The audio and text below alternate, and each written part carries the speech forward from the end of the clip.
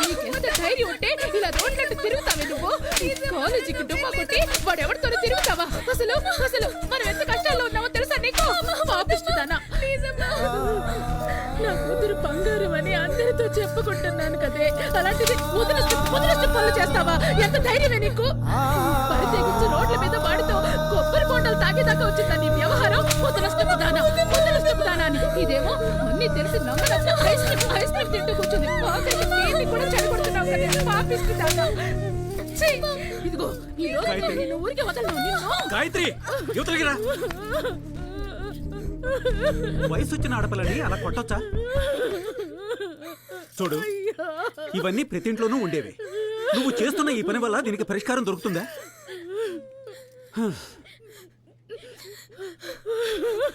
ఏంటమ్మా ఇదంతా?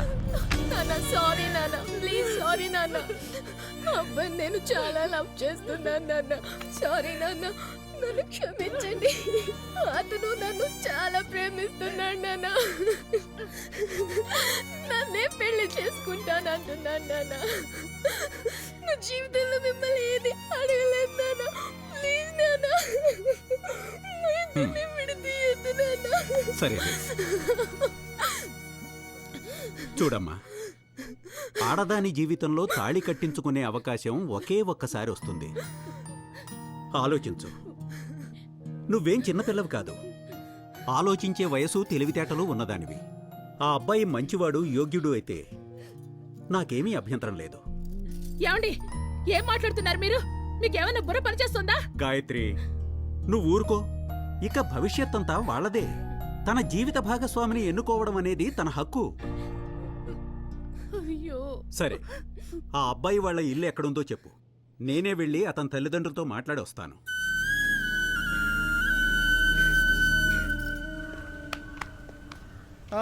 ఏంటి మాస్టారు, ఏంటి ఇటు పక్క వచ్చారు? రే, ఏంట్రా రక్తం? జారిపడ్డాను రా. రేయ్, నా దగ్గరే కథలు చెప్పొద్దు. ఏమైందో చెప్పు. నిజంగానే జారిపడ్డాను రా. రేయ్, అస్సలే టెన్షన్ లో ఉన్నాను. ఏమైందో చెప్పు. అది లేదు, నీ మీదట్టు. అక్కడ చూడరా. చాలా అబద్ధాలు చెప్తున్నావు. ఎవర్రా అమ్మాయి? Bye bye.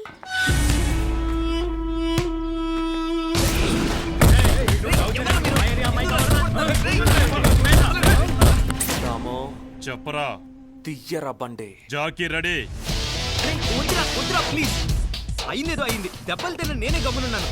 వదిలేండ్రా ప్లీజ్. రేయ్ పైసా, మాస్టర్ మీ నాన్న, నువ్వు కాదు.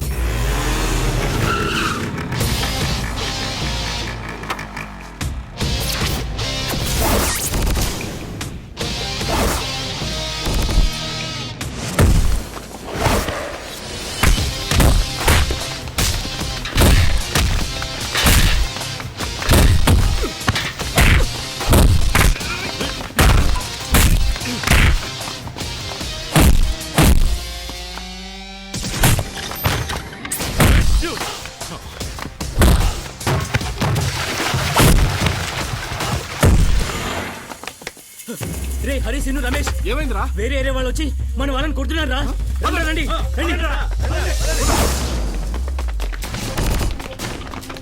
రండ్రా రండ్రా, నా చేతిలో చచ్చారా. రండి.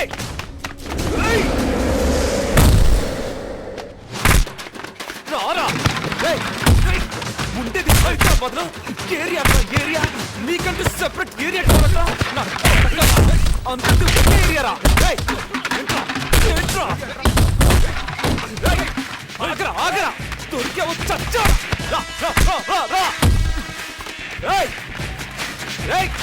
ఆగరా ఆగరా, ఆగరా.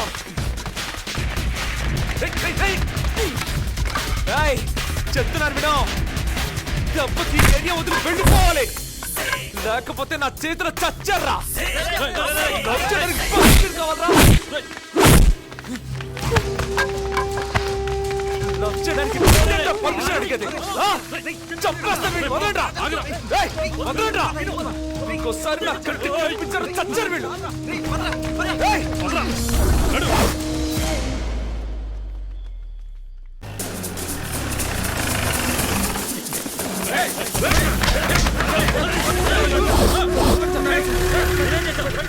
పోలీసు మీద చేస్తావురా? ఎత్తుతాన్రా.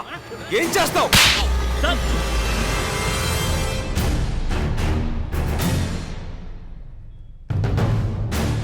ఒక్కొక్కరికి ఒక్కొక్క అమ్మ అబ్బాయి ఉంటారు. నీకైనా నాకైనా. నువ్వు అడవిలో ఆదిమానవుళ్లా బతుకుతున్నావని తెలిస్తే నిన్ను చూడ్డానికి వచ్చేవాడిని కాదు. అది నీ బ్యాడ్ లక్. నువ్వు బతుకుతున్నది లక్షల కొద్ది మనుషులు మనుగడ సాగిస్తున్న నాగరిక సొసైటీలో. ఇక్కడ రూల్స్ అండ్ రెగ్యులేషన్స్ ఫాలో అయి తీరాల్సిందే. ఇక్కడ హింస అనేది తప్పు. హింసా ప్రవృత్తి గల వాళ్ళు మా డిపార్ట్మెంట్లో అరాచక శక్తులుగా రిజిస్టర్ అవుతారు. మీరు అయ్యారు. ఏమనుకుంటున్నారా మీరు? స్నానం చేసి నైస్గా కలర్ బట్టలేసుకుని ఏ కష్టాలు ఇవ్వద్దని దేవుణ్ణి వేడుకునే ప్రసాదం తినేవాళ్ళం కాదురా మేము. ఖాకీలం. కష్టాలతో పోరాడేవాళ్ళం. వీళ్ళందరినీ ఎత్తుకొచ్చి లోపలేయండి. ఏరియాలో మా మర్యాద పోతుంది సార్. అమ్మాయిలందరూ చూస్తున్నారు సార్. వదిలేండి sir please sir. Sir sir sir sir sir sir sir sir అమ్మాయిలు చూస్తే అవమానమా? ఒక విషయం అడుగుతాను. ఈ సినిమా, టీవీ పోస్టర్, మ్యాగజైన్లలో, నెట్లలో ఆడది కనిపిస్తే ఈ దేశంలోని ప్రజలు కళ్ళప్పగించి చూస్తారే. బిచ్చమెత్తుకుంటూ ఒక ఆడది రోడ్డు మీద కనిపిస్తే చిరిగిన బట్టల్లోంచి ఏం కనిపిస్తుందని చూస్తారే. అలాంటి సంస్కారం లేని జనాలకు పుట్టిన మీకు అవమానం ఏంట్రా? అవమానం. ధర్మరాజ్ సార్. ఇలాంటి వాళ్ళని బట్టలు లేకుండా ఎప్పుడైనా చూసావా? లేదు సార్. వీళ్ళని చూపించండి. Come on quick. తిన్నావుగా?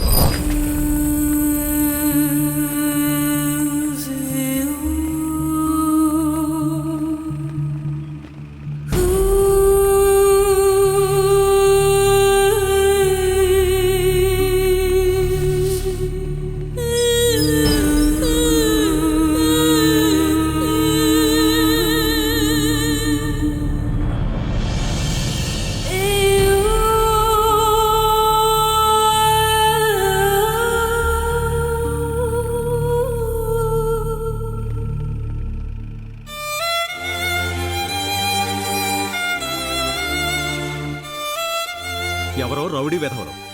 నువ్వెందుకమ్మా లేచి నిల్చున్నావు? కూర్చో. క్షమించండి నాన్న, మనం తిరిగి వెళ్ళిపోదాం. ఎందుకమ్మా? లేదు నాన్న, మనం తిరిగి వెళ్ళిపోదాం.